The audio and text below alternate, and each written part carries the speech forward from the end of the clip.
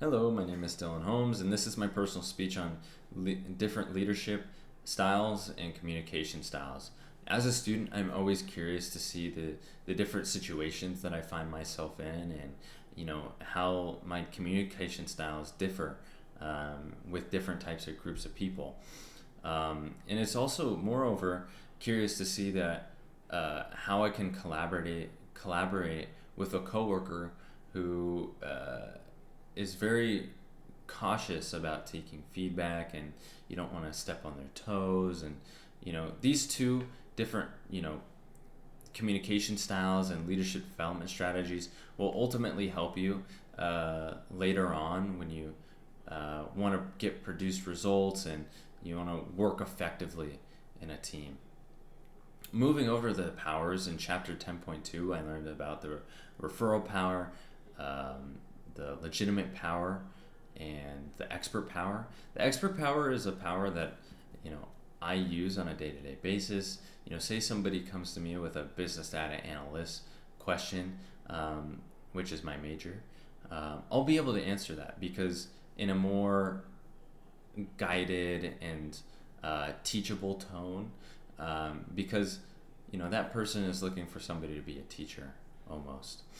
The referral power is given to me when my peers appear to see me as more respectful and credible, and it allows me to be more supportive and more collaborative of a tone with my peers.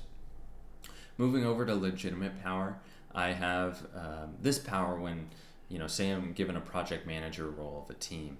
I need to be more formal and direct with my planning to really produce results and make sure that we get the project done on time. These three different types of powers, while they may seem harmless, if you hone your skills, you can really produce results and adhere to the situation that you're in to produce better results. Moving over to the leadership development strategies, for example, let's say that you have a coworker that doesn't appear to hold feedback very well. Interpersonal development, self-development, and transactional development are three different types of leadership styles that will help you.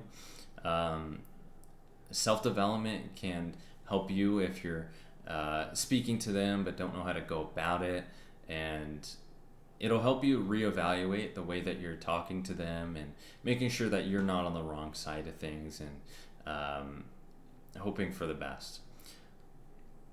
Moving over to transactional development, this is a type of development where you hold one-on-one meetings with one another and make sure that you're not stepping on their toes too much, and really making sure they understand the feedback that you're giving them.